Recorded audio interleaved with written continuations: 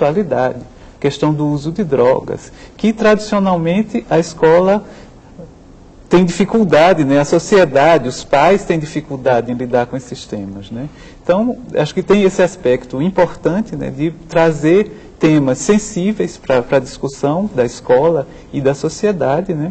E, além disso, né, significou toda uma mudança de perspectiva na epidemiologia e no controle das doenças transmissíveis, no Brasil e no mundo inteiro.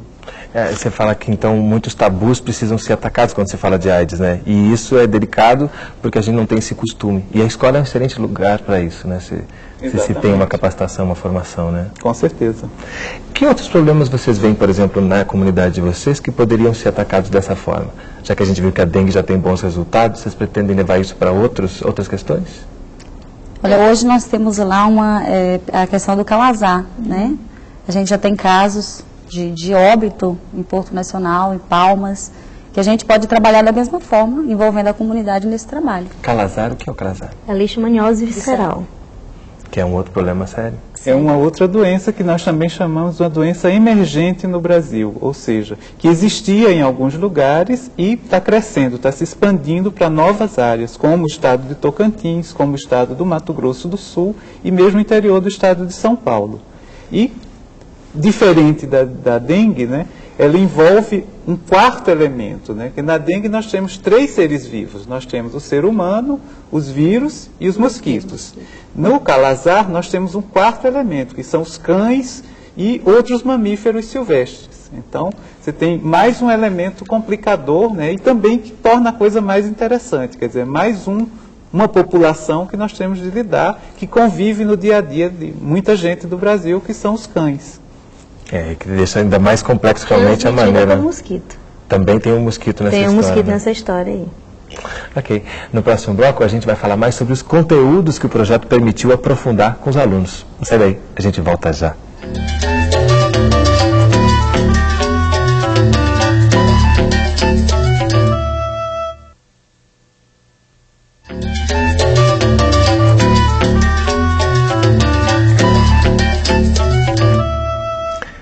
O programa Consciência está de volta falando sobre o projeto Dengue, um problema de todos. Conversando com Keuciene Silva Coelho Cardoso, professora de Biologia e Química do Centro de Ensino Médio, professor Florencio Aires, Expedito Luna, médico e diretor do Departamento de Vigilância Epidemiológica do Ministério da Saúde, e Rosileide Ribeiro Rodrigues, coordenadora do projeto e professora de Biologia do Centro de Ensino Médio, professor Florencio Aires. Expedito, a gente vem assistindo uma série de novas doenças aparecendo. E, ao mesmo tempo, a gente tem as velhas doenças ainda por aí. Esse panorama mais complexo muda, de alguma maneira, a forma que a gente tem que enfrentar essas doenças? É importante a gente perceber assim, um pouco da história disso, né? Então, até o final da década de 80, se tinha uma visão bastante otimista. A sociedade e os profissionais de saúde, uma visão muito otimista, que bastava tecnologia, ou seja, bastava desenvolver novos remédios, novas vacinas, que a gente iria acabar com todas as doenças transmissíveis e o mundo ia viver uma era na qual as pessoas iriam adoecer apenas de doenças que a gente chama crônicas e degenerativas, como hipertensão arterial, diabetes e câncer. Ligadas às idades mais avançadas. Exatamente. Né? Mas o que a gente viu é que na década de 80 um fato veio a mudar isso daí, que foi justamente aquilo que a gente já falou, o aparecimento da epidemia de AIDS e exatamente nos Estados Unidos, ou seja, o país mais rico e mais desenvolvido do planeta. Então, isso levou a uma mudança de concepção, de modelo. Ou seja, agora a gente percebe que o ser humano, na sua interação com outros seres vivos no planeta e com a modificação do meio ambiente que ele mesmo causa, ele vai continuamente estar gerando novas situações que vão propiciar a ocorrência de doenças. Então, um exemplo, né, que a gente ouviu falar não faz muito tempo.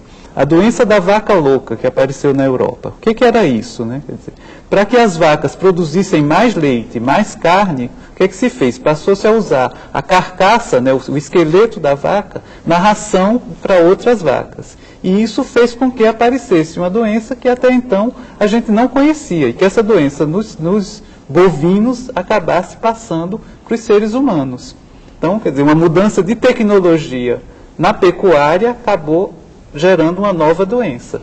E a gente está muito mais atento hoje, não só os profissionais de saúde, profissionais de educação, mas toda a sociedade a perceber essas mudanças e tentar trabalhar com elas, se antecipar a elas e preveni-las. O empobrecimento, as questões sociais também são um fator determinante de muitas doenças que continuam aí há muito tempo, né? Exatamente. Ao mesmo tempo, né, nossas sociedades dos países subdesenvolvidos, né, convivem com um grau de desigualdade social muito grande.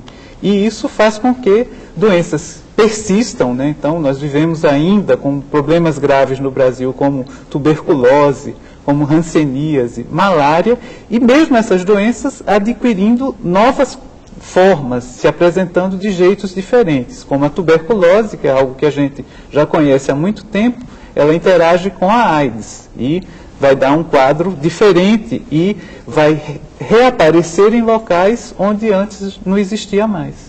E a gente está vendo aqui no programa que a educação, a informação é uma arma eficaz, né, para a gente atacar essas doenças todas. Falando de educação, falando de ensino médio, falando de conteúdos. Como é que os conteúdos das disciplinas que estão participando do projeto foram trazidos pelo projeto para a aprendizagem dos alunos? Na parte de biologia, né, nós estudamos o ciclo do mosquito. Então, eu escolhi uma turma de 2º ano do ensino médio que estuda seres vivos. Daí nós estudamos o mosquito, né, o seu ciclo de vida, qual é o grupo taxonômico que ele está incluído, eles estavam lendo o nome Aedes aegypti, por que ele é escrito daquela maneira, né? Então eles puderam ver a sistemática de classificação. Então, a evolução, né, no ciclo do mosquito, na biologia nós trabalhamos isso, né? Então, a simatologia da doença também. E no caso de química, a gente viu a questão dos remédios, né? Qual era a ação deles no organismo. Inclusive, tem uma nova arma contra o mosquito, que é o cafezinho, a borra do café, né? Por que tem que ter determinada quantidade? Então, eles puderam relacionar com o conteúdo de química, onde entra soluções, concentração de soluções, a calcular as concentrações das soluções. Então, a gente pode fazer essa relação, né? A relação da borra do café. Da borra do café na concentração. Porque se você não colocar uma quantidade de borra de café na água, você vai dar somente um cafezinho para ele. E uma determinada quantidade de cafeína intoxica a larva do mosquito e ela morre, entendeu? Então, a gente pode fazer essa relação. Né? E português trabalhou a parte das variadas linguagens, que foi a linguagem oral e escrita. O rap que eles fizeram, né, que ficou muito bom o rap, e no caso dos textos e os folders, que eles viram a necessidade de ter um conhecimento primeiro, para depois fazer um texto, porque eles sentem muita dificuldade em escrever. Aí daí você fala para eles, o conhecimento que você tem te ajuda a escrever. Eles fizeram essa relação. Quanto mais eu ler, quanto mais eu estiver informado, melhor eu vou escrever. Quanto mais eu conheço aquele assunto, eu conheço aquele mais fácil de assunto, expressar sobre exatamente. ele, né? Então eles puderam colocar no texto tudo aqueles que eles vivenciaram, que foram os sintomas, né? Tanto que fizeram os folders, colocavam sintomas que eles mesmos tinham sentido. Não vou deixar passar a questão da borra do café, que é tão interessante, né? Como é que você fez especificamente isso, trabalhar a questão da concentração a partir da borra do café? Porque a química tem soluções que a gente trabalha a concentração das soluções, né? Então, a gente trabalha a questão tantas gramas em determinada quantidade de água, né? É uma concentração super concentrada, que a gente chama de super saturada ou saturada, ou uma solução fraca. Então, eles puderam fazer essa relação que a gente estava vendo na química, em sala de aula.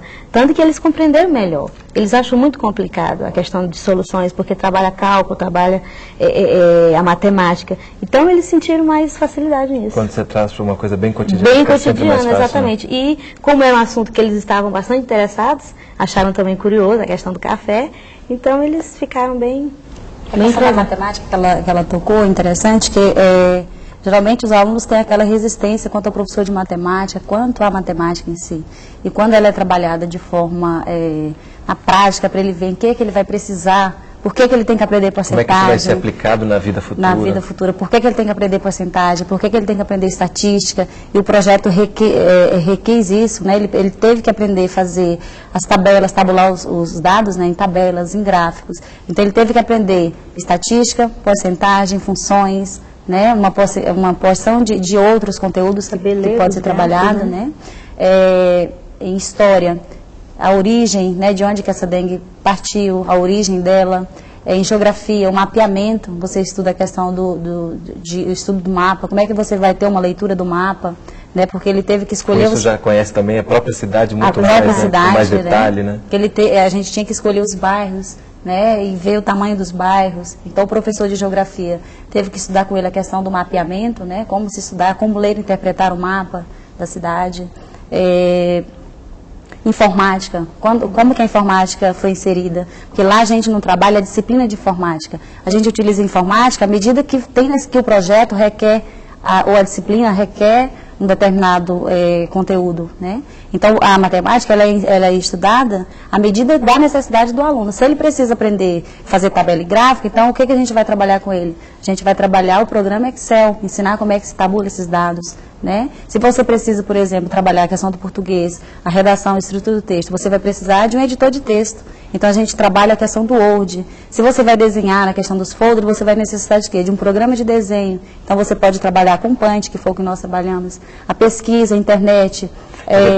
Vocês têm um excelente laboratório de informática, mas isso não é uma condição essencial para se fazer um projeto como esse, né? Não, você pode, de forma alguma. Para que você tem alguma escola que não tenha isso ainda, isso não é um impedimento, né? Você pode resolver isso de outras formas, né?